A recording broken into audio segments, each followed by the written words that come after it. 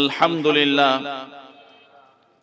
কোনাবাড়ি খাজা market আল জামিয়া হালিমাতুস সাদিয়া মহিলা মাদ্রাসা ও দারুল উলুম গাজীপুর বালক মাদ্রাসার উদ্যোগে আয়োজিত আজকের এই পঞ্চম বার্ষিক ওয়াজ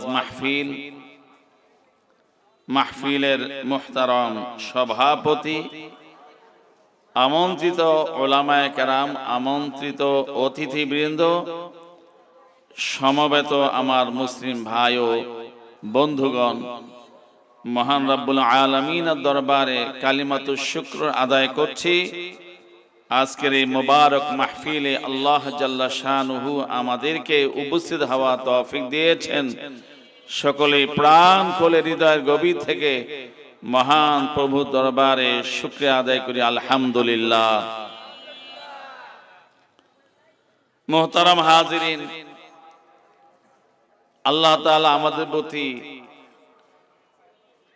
অসাধারণ, অসীম, অতুলনীয় দয়া এবং মায়া মেহেরবানি করেছেন, যার প্রেক্ষিতে আজকে আমরা বেঁচে আছি এবং আজকের এই মাহফিলে উপস্থিত হয়ে কথা বলছি, কথা শুনছি, কথা ঠিক কিনা?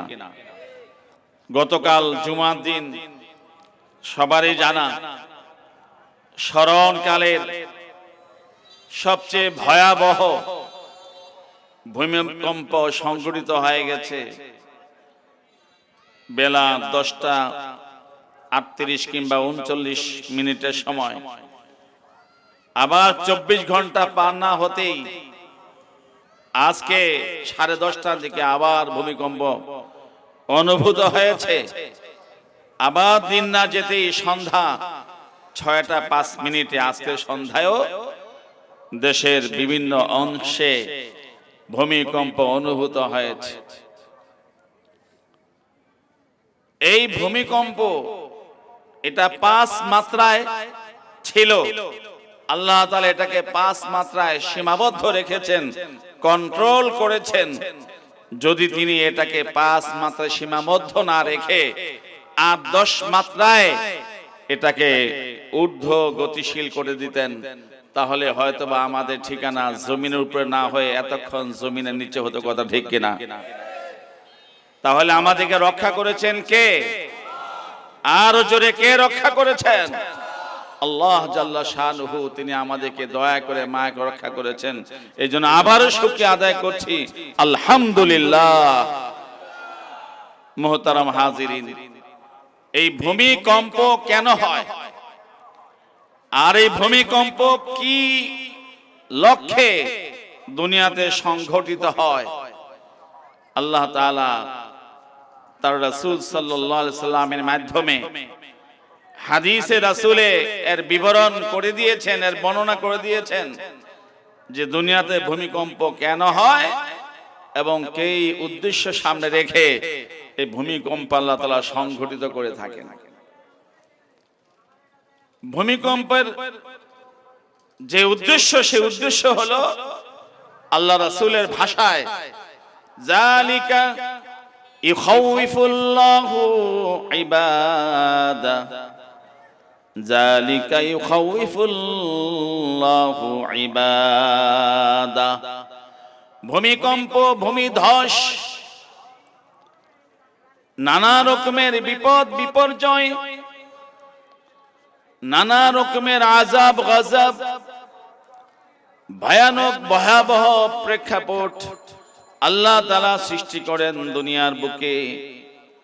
এর উদ্দেশ্য হলো মানুষকে সতর্ক, সাবধান করা, মানুষকে সতর্কতার সাইরেন দেওয়া, যাতে করে মানুষ নিজেকে শুধরিয়ে যে অন্যায় পথে মানুষ চলমান, সেই অন্যায় থেকে তওবা করে ইস্তেগফার করে আল্লাহর আনুগত্যের পথে, রাসূলের তরিকায়, দিন ধর্ম শরীয়তের তরিকায় যেন ফিরে আসে। এর জন্য আল্লাহ জাল্লা শানুহু মাঝে মধ্যে দুনিয়াতে ভূমিকম্প, ভূমিধস, নানা রকমের বিপদ বিপর্যয়ের দৃষ্টান্ত দেখান।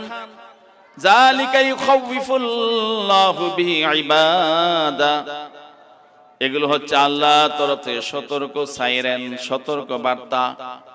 উদ্দেশ্য হলো আমরা যেন নিজেদেরকে সংশোধন করি, যে অন্যায় পথে চলছে সেখান থেকে জীবনের গতি ফিরিয়ে আল্লাহমুখী করে দেই।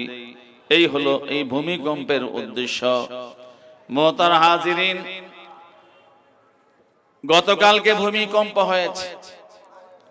ভূমিকম্পকালীন যে মুহূর্তটা, যে সময়টা, ওই সময়টায় মুসলিম তো মুসলিম, দুনিয়ার মধ্যে যত অমুসলিম কাফের মুশরিক আছে, যারা বহু দেবদেবীতে বিশ্বাসী, তারা পর্যন্ত সব দেবদেবী ভুলা একমাত্র আল্লাহ আল্লাহ করেছে। কথা ঠিক কিনা?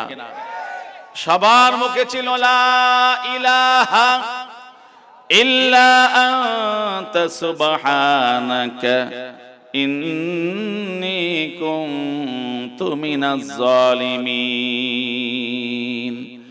ইন্না লিল্লাহি ওয়া ইন্না ইলাইহি রাজিউন। সবার মুখে ছিল আল্লাহ আল্লাহ, একমাত্র আল্লাহ, একমাত্র আল্লাহ, কেবলমাত্র আল্লাহ। কথা ঠিক কিনা?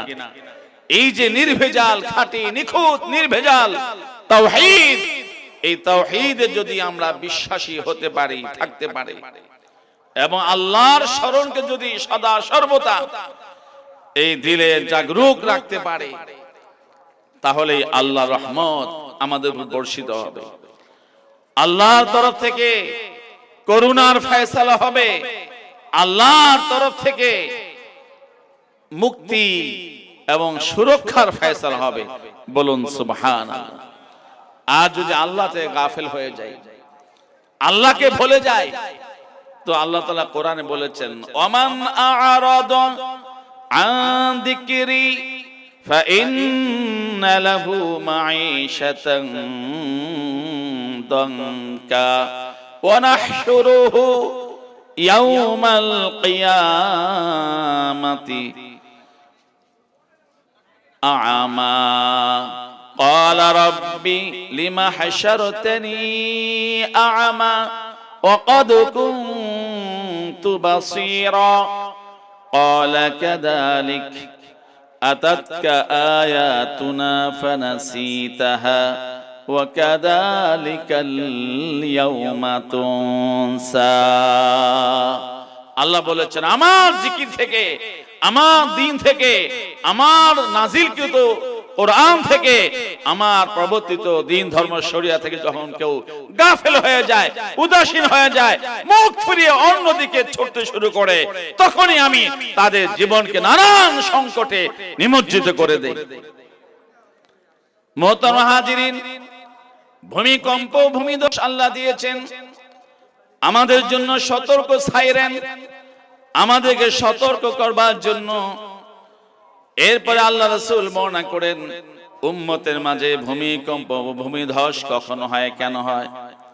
আল্লাহ রাসূল বলেন, ফি হাযিহিল উম্মতি খাসফুন ওয়া মাসখুন ওয়া কাসফ। ক্বালা রাজুলুম মিনাল মুসলিমিন ফামাতা যালিকা ইয়া রাসূলুল্লাহ।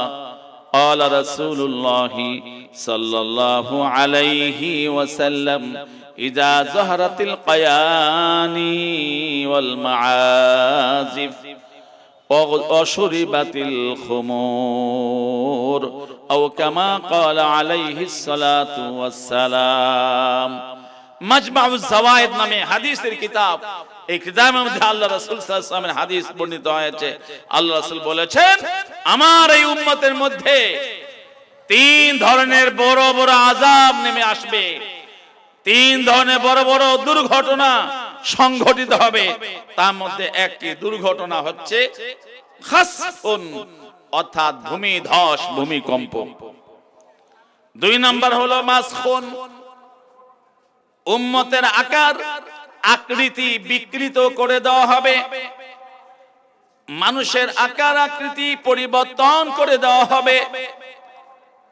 নাম্বার তিন বলেন ওয়াকাসফুন, আসমান থেকে বর্ষণ হওয়ার কথা, বৃষ্টি, রহমতের বৃষ্টি, রহমতের বৃষ্টির পরিবর্তে আসমান থেকে পাথরের বৃষ্টি হতে শুরু করবে। বলেন নাউজুবিল্লাহ।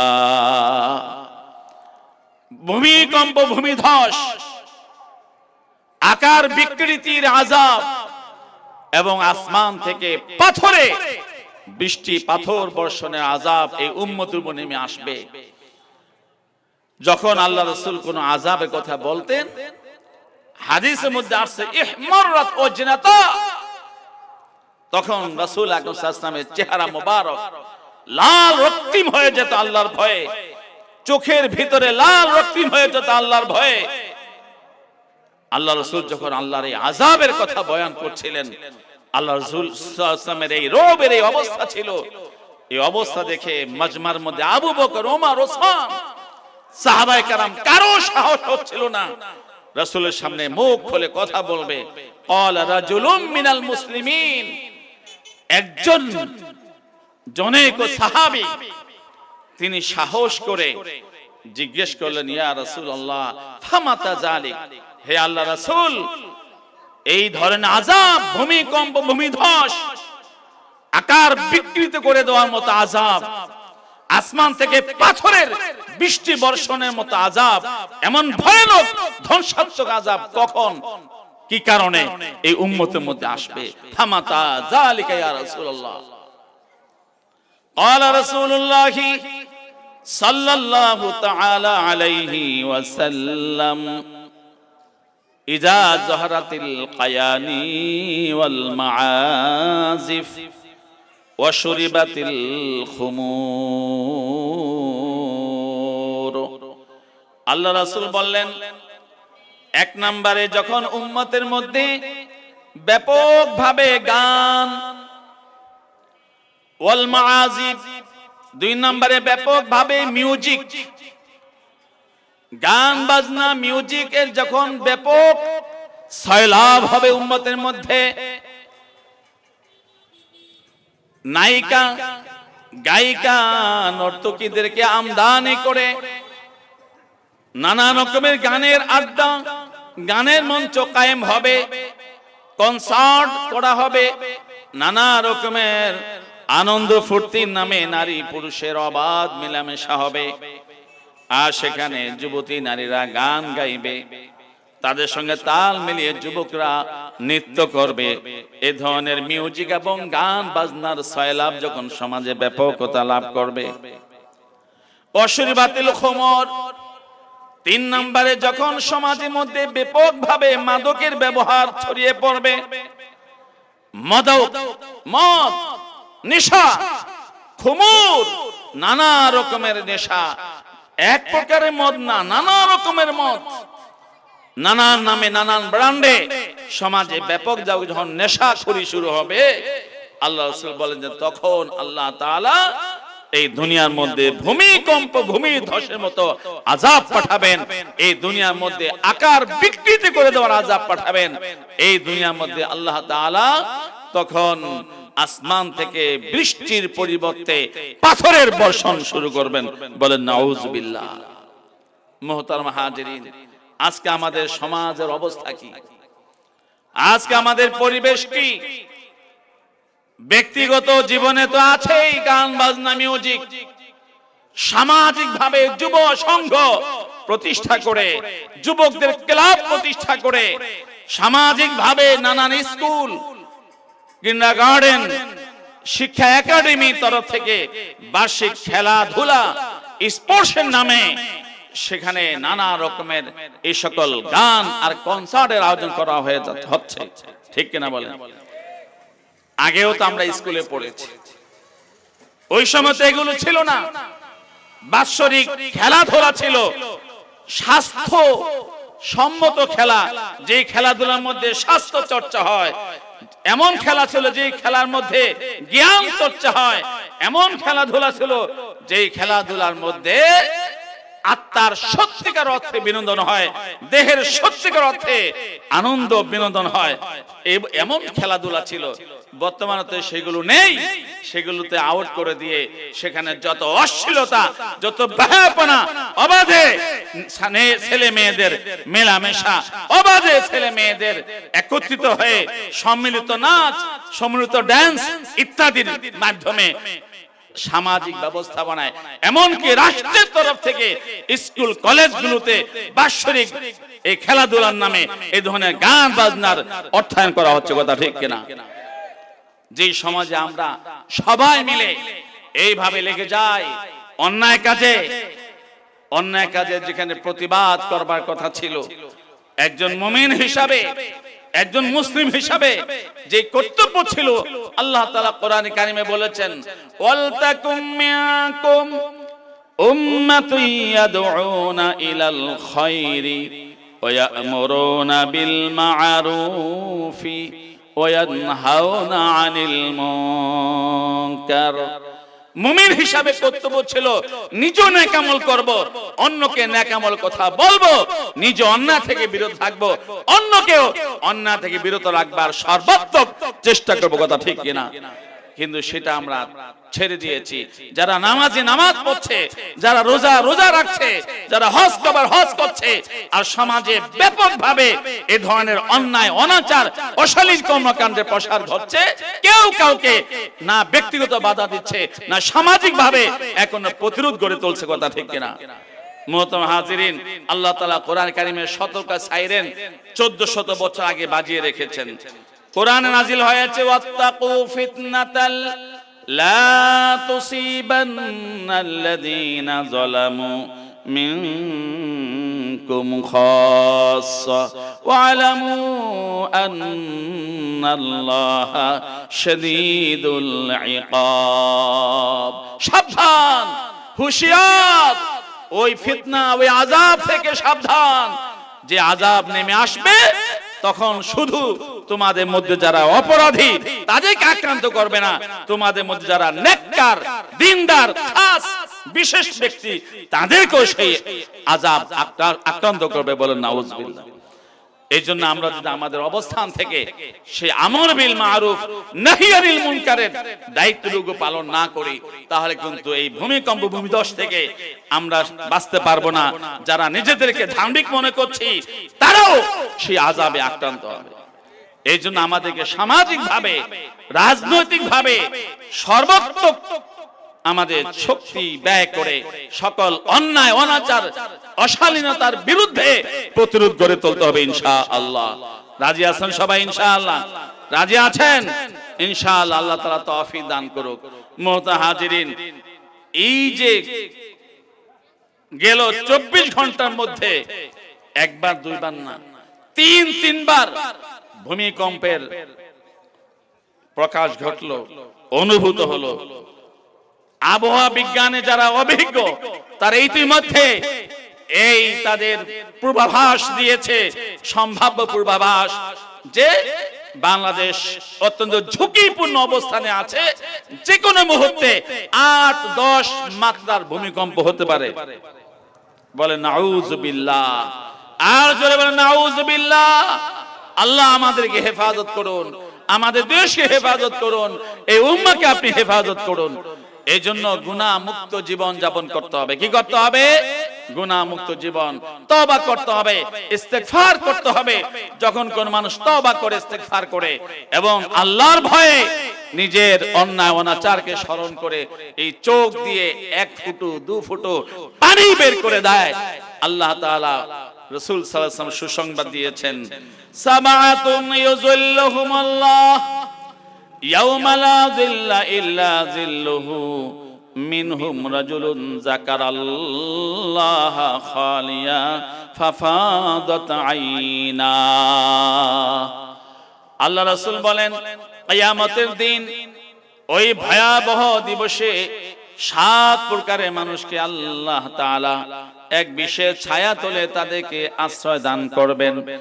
সেই দিন যে 7 প্রকার মানুষকে আশ্রয় দেওয়া হবে, তার মধ্যে 1 প্রকার মানুষ হবে যারা বা যে ব্যক্তি নির্জনে একাকী একান্তে আল্লাহকে স্মরণ করে আর নিজের জীবনের অবস্থাকে সামনে রেখে অনুতাপ অনুশোচনার সঙ্গে আল্লাহর ভয়ে আল্লাহর জন্য চোখের পানি ছেড়ে দেয়, আল্লাহ রাসূল বলেন এমন বান্দিকে আল্লাহ তাআলা কিয়ামতের দিন এক বিশেষ ছায়ায় আশ্রয় দান করবেন। সুবহানাল্লাহ।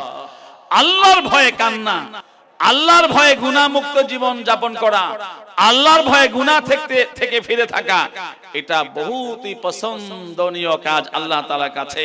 কোরআনুল কারীমে দুই জায়গায় স্পষ্ট শব্দে আল্লাহ তাআলা ইরশাদ করেছেন। একটি হলো সূরা আর রহমানের মধ্যে বলেছেন ওয়ালিমান খাফা মাকামা রাব্বিহি জান্নাতান। আল্লাহর ভয় যে ব্যক্তি রাখে, কিয়ামতের দিন আল্লাহর সামনে দাঁড়াতে হবে, এই ভয় যে ব্যক্তি রাখে, এটা হলো শিরোনাম, যার মর্ম হলো এই ভয়ে যে ব্যক্তি গুনাহ ছেড়ে দেয়, এই ভয়ে যে ব্যক্তি নেক আমল করে, যদি কোনো কারণে অনিচ্ছাকৃত কিংবা কোনো কারণে গুনাহ হয়ে যায়, সঙ্গে সঙ্গে আল্লাহর ভয়ে চোখের পানি ফেলে তবে ইস্তেগফার করে আল্লাহ তাআলা বলেন এমন বান্দা বান্দিকে আমি একটি নয় দুটি জান্নাত দিয়ে পুরস্কৃত করি। সুবহানাল্লাহ।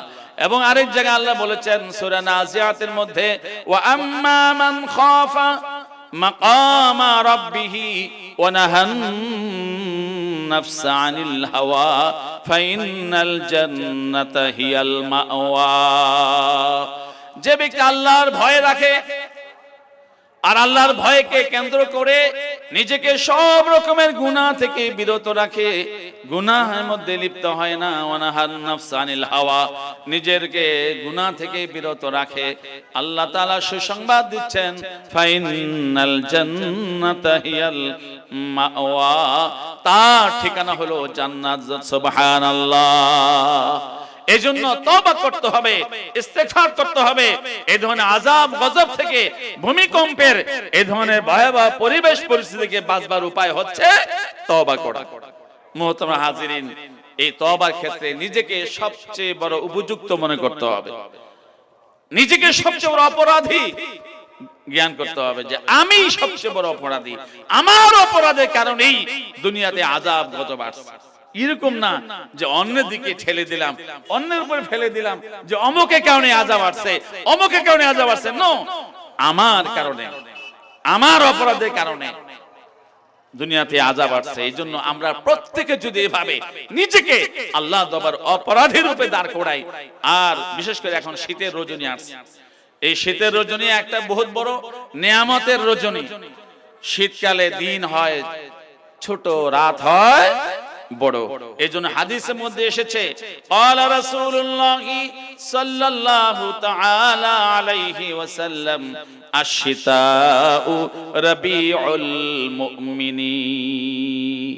আল্লাহ রাসূল বলেন শীতকালটা হলো মুমিনদের জন্য একটি বসন্তকাল। বসন্তকাল সবচেয়ে আরামদায়ক ঋতু, বসন্তকাল সবচেয়ে সুখের ঋতু, বসন্তকাল সবচেয়ে শান্তিময় ঋতু। বসন্তকালে সবকিছু মজাদার জিনিসগুলো হাতের নাগালে পাওয়া যায়, মূল্যবান আকর্ষণীয় বস্তুগুলো আল্লাহ তাআলা বসন্তের মৌসুমে বান্দার হাতের নাগালে করে দিয়ে থাকেন। বাগানগুলো ফলে ফুলে পল্লবিত থাকে, ভরপুর থাকে। আল্লাহ রাসূল বলেন শীতের মৌসুমটা হলো মুমিনদের জন্য রবিউল মুমিনিন, মুমিনদের জন্য বসন্তকাল। বলুন সুবহানাল্লাহ। কারণ এই শীতের মৌসুমে বান্দা বান্দিরা যারা তাহাজ্জুদ পড়তে পারে না, রাত ছোট হওয়ার কারণে, কর্মজীবী মানুষ, শ্রমজীবী মানুষ তাহাজ্জুদ নাম শুনে কিন্তু কোনোদিন তাহাজ্জুদ পড়ার সুযোগ হয় না। রাতে 9টা 10টা বাজে মিল থেকে ফিরে এসে কতক্ষণে খাবে, কতক্ষণ ঘুমাবে, আবার রাতে সেই 4টায় উঠে আবার অফিসে যাওয়ার জন্য প্রস্তুতি গ্রহণ করতে হবে। 2-3 ঘন্টার বেশি ঘুমানো যায় না। এমন কষ্টে যারা শ্রমজীবী পেশাজীবীরা জীবন যাপন করে, আল্লাহ তাআলা মেহেরবানি করে এই শীতের মৌসুমটা এনে দিয়েছেন।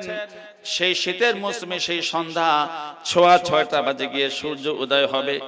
তাহাজ্জুদ অন্য সময় যখন আমাদের ফজরের জামাত হলো 4:45টায়, বর্তমানে আপনি তাহাজ্জুদ পড়তে পাবেন 5টা বা 6-7 মিনিট আগ পর্যন্ত। তাহলে আল্লাহ সুযোগ করে দিয়েছে কিনা? দিয়েছে কিনা? আল্লাহ কোরআনে বলেন তাতাজাফা জুনুবুহুম আনিল মাদাজি'i ইয়াদউনা রাব্বাহুম খাওফাও ওয়া তামাআ ওয়া মিম্মা রাযাকনাহুম ইউনফিকুন। মুমিন যারা, তাদের তো চরিত্র, তাদের মনোভাবটা এমন হওয়া উচিত, রাতের বেলা যখন বিছানা শুয়ে থাকবে আর শেষ রজনী আসবে, শেষ রজনীতে হাদিসে আছে ইয়ানজিলুল্লাহ আযজা ওয়া জাল ইলাস সামাঈদ দুনিয়া ফায়াকুলু আলা মিন মুস্তাগফিরিন ফাআগফির লা আলা মিন মুস্তারজিকিন ফাআরযুকা আলা মিন মুবতালান ফাউআফিয়া আলা কাদা হাত্তা ইয়াতুলু আল ফাজর। আল্লাহ রাসূল বলেন শেষ রজনীতে আল্লাহ তাআলা নিকট আসমানে এসে বান্দাকে ডাকে, হে বান্দা, কারা কারা আছো আমার কাছে তওবা করবে, ইস্তেগফার করবে, নিজের জীবনের জন্য গুনাহ প্রার্থনা করবে, আমি তাকে maaf করে দেব। সুবহানাল্লাহ। কে আছো রিজিকের সমস্যায় ভুগছো, কে আছো অভাব অনটনের মধ্যে পড়ে আছো, কে আছো ঋণগ্রস্ত হয়ে পড়েছো, কে আছো অর্থনৈতিক সচ্ছলতা না থাকার কারণে বহু কষ্টে খেয়ে না খেয়ে জীবন যাপন করছো, আমি আল্লাহর কাছে হাত তোলো, শেষ রজনী যা চাইবে আমি তোমার জন্য তার ফয়সালা করে দেব। সুবহানাল্লাহ। কে আছো অসুস্থ, বিমারগ্রস্ত, নানা রকম মুসিবতের শিকার, আমি আল্লাহর কাছে দোয়া করো, আমি আল্লাহ তোমার মুসিবতকে দূর করে দেব। বলুন সুবহানাল্লাহ। এই শেষ রজনীতে আল্লাহ তাআলা এই কাজটা করে থাকেন। তো সেই শেষ রজনী পাওয়ার একটা সুবর্ণ সুযোগ আল্লাহ তাআলা আমাদের এখন দিয়েছেন, ঠিক কিনা? জোরে বলুন। এই জন্য শেষ রাতে তাহাজ্জুদ পড়তে হলে 4:30 বাজে যদি আপনি ওঠেন, তাহলে সুন্দর করে আপনি প্রায় 20-22 মিনিট পেয়ে যাবেন তাহাজ্জুদ পড়বার জন্য। বলেন সুবহানাল্লাহ। তো কারা কারা পড়বো ইনশাআল্লাহ? ইনশাআল্লাহ আল্লাহ তাআলা আমাদেরকে তৌফিক দান করুন। ওয়া আখিরু দাওয়ানা আনিল হামদুলিল্লাহি রাব্বিল আলামিন। আসসালামু আলাইকুম ওয়া রাহমাতুল্লাহি ওয়া বারাকাতুহু।